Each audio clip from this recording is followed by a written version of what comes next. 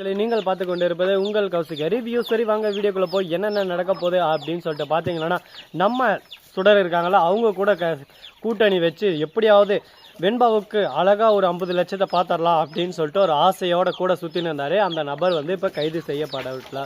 எதனால் அப்படின்னு சொல்லிட்டு பார்த்தீங்கன்னா, அவர் இருந்துன்னு தான் வழி தனி வழி அப்படின்ற மாதிரி ஒரு பக்கம் சுடர் கொலை செஞ்ச விஷயம் தெரிஞ்சதான் அந்த காசை எடுத்துக்கிட்டு தனியாக போயிட்டாரு. ஆனால் அந்த பணத்தை செலவு பண்ணுற சமயத்தில் கரெக்டாக நம்ம தலைவன் தீபக் கிட்ட மாட்டிடுறாங்க. தீபக் சும்மா இருப்பாரா, அவரை அடின்னு அடித்து உதச்சி தீபக்கு எப்படி அவனை தெரியும் அப்படின்னு சொல்லிட்டு பார்த்தீங்கன்னா, நம்ம மல்லி மறுபக்கம் விஜய் எல்லாரும் சேர்ந்து அவங்க ஃபோட்டோவை அவங்ககிட்ட காட்டிடுறாங்க. ஏன்னா இதுக்கு முன்னாடியே அவன் மல்லிக்கிட்ட மாட்டியிருக்காரு, நம்ம பாபுக்கிட்டே மாட்டியிருக்காரு.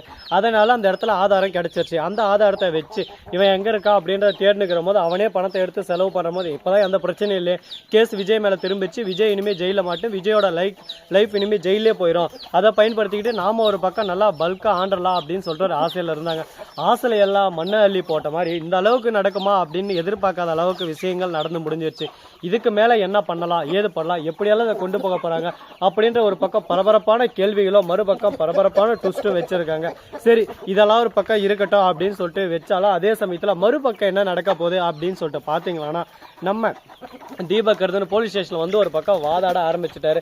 எப்படி விட முடியும், எதனால் விட முடியும், யாருக்காக எதுக்காக விட முடியாது, பண்ண தவறுகள் கொஞ்சம் நெஞ்சமா, இவங்க பண்ணதெல்லாம் பண்ணுவாங்களா, லாஸ்ட்டில் இப்படி விட்டுறலாம் அப்படி விட்டுறலாம்னா விட்டுற முடியுமா அப்படின்னு சொல்லிட்டு கேள்விகள் ஒரு பக்கம் எழப்படுது. இதனால் அந்த இடத்துல சண்டைகளும் ஒரு பக்கம் சர்ச்சைகளும் அதிகமாகுது. இப்போ என்னதாண்டா பண்ணுறது, இதுக்கு வேறு வழியே இல்லையா அப்படின்னு சொல்லிட்டு பார்த்தீங்கன்னா வழி இருக்குது. அதுக்கு என்ன பண்ணணும் ஏது பண்ணணும் அப்படின்னு சொல்லிட்டு பார்த்தீங்கன்னா, நம்ம தீபக் இருக்காருல்ல, அவர் இருந்தே போலீஸ் ஸ்டேஷனில் போட்டு அடின்னு அவனை அடித்து அவங்ககிட்ட உண்மையை வாங்கிடுறாங்க. இது முழுக்க காரணம் ராஜேஸ்வரின்னு சொல்லிட்டு ராஜேஸ்வரி மேலே அதை பழியை திருப்பி விட்டுறாங்க. இப்போ ராஜேஸ்வரி ஒரு பக்கம் திருவிழாவில் காண போன மாதிரி திருன்னு முழிச்சுன்னு இருக்காங்க. என்னடா இது, நம்ம மேலே ஒரு பக்கம் கேஸை திருப்பி விட்டாங்க, இப்போ நம்ம என்ன பண்ண போகிறோம் ஏது பண்ண போகிறோம்னு சொல்லிட்டு தெரியல. கடவுளே, நாம் உண்டு நம்ம பொழப்புண்டு ஒரு பக்கம் சுற்றின்னு இருக்கோம், திடீர்னு இப்போ நம்ம மேலே ஒரு பக்கம் கேஸை திருப்பி விட்டா நம்ம என்ன பண்ணுறதுன்னே சொல்லிட்டு தெரியல அப்படின்னு சொல்லிட்டு வில்லங்கத்தில் மாட்டின மாதிரி ஒரு பக்கம் முழிச்சிட்டு இருக்காங்க. இதுக்கப்புறம் எந்த பிரச்சனையும் வராது, இதுக்கப்புறம் எல்லாமே ஒரு பக்கம் சாதாரணமாக போயிடும் அப்படின்னு சொல்லிட்டு நினைக்கலாம். ஆனால் அது போல் நடக்குமா, வாய்ப்பு இருக்கா அப்படின்னு சொல்லிட்டு பல கேள்விகள் ஒரு பக்கம் மனசுக்குள்ளே ஓடிக்கிட்டு தான் இருக்குது. அந்த கேள்விகளுக்கான பதில் கூடிய சீக்கிரம் உங்களை வந்து அடையணும் அப்படின்றதுக்கோசம் தான் நான் இங்கே பேசிகிட்டு இருக்கேன். அது மட்டும் இல்லாமல் ராஜேஸ்வரியை கைது செஞ்சாங்களா இல்லையா, ராஜேஸ்வரி இப்போ எங்கே இருக்கா அப்படின்னு சொல்லிட்டு பல கேள்விகள் ஒரு பக்கம் மனசுக்குள்ளே ஓடிக்கிட்டு தான் இருக்குது. அதுக்கான பதில் கூடிய விரைவு உங்களுக்கு கிடைக்க போகுது. அது மட்டும் இல்லாமல் கதிரேசன் ஒரு பக்கம் தான் பணத்தை தொலைச்சதான் ஆல்ரெடி போய் கேஸ் கொடுத்துட்டு இருக்காரு தலைவன் உஷாரா. ஏன்னா இந்த இடத்துல வந்து தான் ஃபஸ்ட்டே ஒத்துக்கினா மட்டும்தான் நமக்கு பிரச்சனை இல்லாமல் இருக்கும். அந்த இடத்துல நாம் ஒத்துக்காமல் இருந்து திடீர்னு நம்ம மேலே ஒரு பக்கம் பிரச்சனை எல்லாம் பாய்ச்சோன்னா அதுக்கப்புறம் நாம் ஒரு பக்கம் சிக்கலில் மாட்டின சின்ன பின்னமாயிருமோ. அதனால் எந்த ஒரு விஷயம் செஞ்சாலும் எந்த ஒரு எவிடன்ஸும் இல்லாமல் சூதாரிச்சு சாதாரணமாக செஞ்சணும் அப்படின்னு சொல்லிட்டு சொல்லுவாங்களே, அது போல தான் இந்த இடத்துல செஞ்சுருக்காங்க. இதுக்கப்புறம் எந்த ஒரு பிரச்சனையும் இருக்காது அப்படின்னு சொல்லிட்டு திங்க் பண்ணியிருக்காங்க. ஆனால் அது போல் நடக்குமா நடக்காதா, என்னென்ன பிரச்சனை கொண்டு வர போகிறாங்க அப்படின்றத கூடிய சீக்கிரம் நீங்கள் பார்த்து தெரிஞ்சுக்க தான் போகிறீங்க.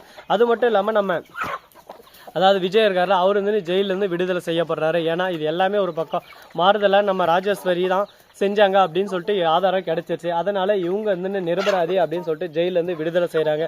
இது ஒரு நல்ல விஷயமா இருந்தாலும் இதவே நம்ம வச்சுன்னு அடுத்த ஒரு காரியத்தில் இறங்க முடியாது இல்லை. ஏன்னா என்ன வேணாலும் நடக்கலாம், எப்படி வேணாலும் நடக்கலாம், அந்த பிரச்சனை எப்படி வேணாலும் கொண்டு வந்திருக்கலாம். அதனால் சாதாரணமாக நம்ம ஒரு விஷயத்தை எடுத்துக்கிட்டோம்னா அது நமக்கு தான் ஒரு பக்கம் பிரச்சனையே வந்து முடியும். அதனால் எல்லாத்தையும் ஒரு பக்கம் யோசிச்சு திங்க் பண்ணி செஞ்சாகணும்ல. அதனால் யோசிச்சு சிந்திச்சு தான் செஞ்சுன்னு இருக்காங்க. இதுக்கப்புறம் இவங்களோட ஆட்டம் எப்படி இருக்க போகுது, இது ஆட்டமாக இருக்க போதா இல்லை ஓட்டமாக இருக்க போதா அப்படின்றத கூடிய விரைவில் கூடிய சீக்கிரம் நீங்கள் பார்த்து தெரிஞ்சுக்க தான் போகிறீங்க. அது மட்டும் இல்லாமல் நம்ம அதாவது ரஞ்சிதா இருக்காங்களே, அவங்க என்ன பண்ணுறாங்க அப்படின்னு சொல்லிட்டு பார்த்தீங்கன்னா, ராஜம்மா இதை பாருங்கள், நீங்கள் இந்த கேஸில் இன்வால்வ் ஆனது எல்லாருக்கும் தெரிஞ்சிச்சு. இதுக்கு மேலே இந்த கேஸில் நீங்கள் மாட்டினீங்களா உங்களை சின்ன பின்னமாக்கிடுவாங்க. அதனால் நீங்கள் அந்த பக்கமே போவேணாம் அப்படின்னு சொல்லிட்டு சொல்லியிருக்காங்க. அது எப்படி போகாமல் இருக்க முடியும், நான் போய் தான் ஆகணும் அப்படின்னு சொல்லிட்டு சொல்ல, அதுக்கு மேலே உங்கள் தலையெழுத்தை மாற்ற யாரால தான் முடியும், நான் சொல்ல வேண்டியது என் கடமை என் உரிமை, நான் சொல்லிட்டேன். இதுக்கு மேலே இந்த பிரச்சனை இப்படி தான் போய் ஆகும், இதுக்கப்புறம் ஒன்றும் பண்ண முடியாது அப்படின்னு சொல்லிட்டு இந்த பேச்சை இதோட முடிச்சிடுறாங்க. இதுக்கப்புறம் என்னென்ன நடக்க போகுது எது நடக்க போகுதுன்னு சொல்லிட்டு கூடிய சீக்கிரம் நீங்கள் பார்த்து தெரிஞ்சுக்க தான் போகிறீங்க. அது மட்டும் இல்லாமல் விஜய் இருக்கார்ல, அவர் வந்து வீட்டுக்கு வந்த உடனே மல்லிக்கிட்ட ஃபஸ்ட்டு போய் கொஞ்சறாரு. மல்லி உன்னை விட்டு ரொம்ப நாள் இருந்துட்டா, ரொம்ப கஷ்டமாக இருக்கேன், மனசெல்லாம் ஒரு பக்கம் விரைத்தில் இருக்குது, என்னை மன்னிச்சிரு தங்கம் புச்சு அப்படி இப்படின்னு சொல்லிட்டு சொல்கிறாங்க. நீங்கள் சொல்கிறது எல்லாமே எனக்கு ரொம்ப சந்தோஷமாக இருக்குது விஜய்.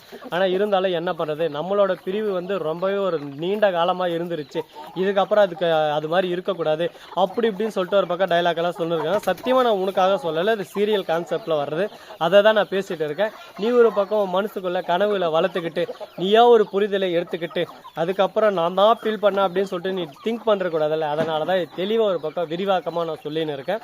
அதை தெளிவாக நீ புரிஞ்சுக்கோ.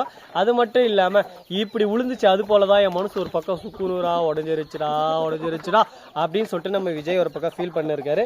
சரி, விஜய் ஆனால் ஃபீல் பண்ணிட்டான், எவரானா ஃபீல் பண்ணிட்டா, அதை பற்றி நமக்கு இனிமேல் கான்செப்ட் வேணாம். இப்போ நம்ம அடுத்து என்ன பண்ண போகிறோம், அதுதான் நமக்கு முக்கியமான ஒரு கான்செப்டாக இருக்க போது.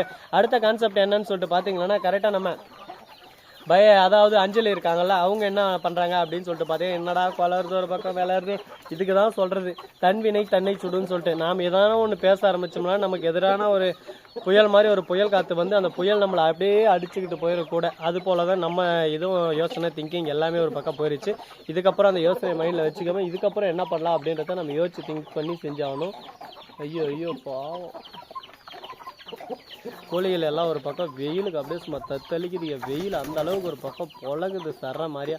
பாவம், அதுவும் என்ன பண்ண சொல்லுங்க பார்க்கலாம், இந்த அளவுக்கு வெயில் இருந்தால்.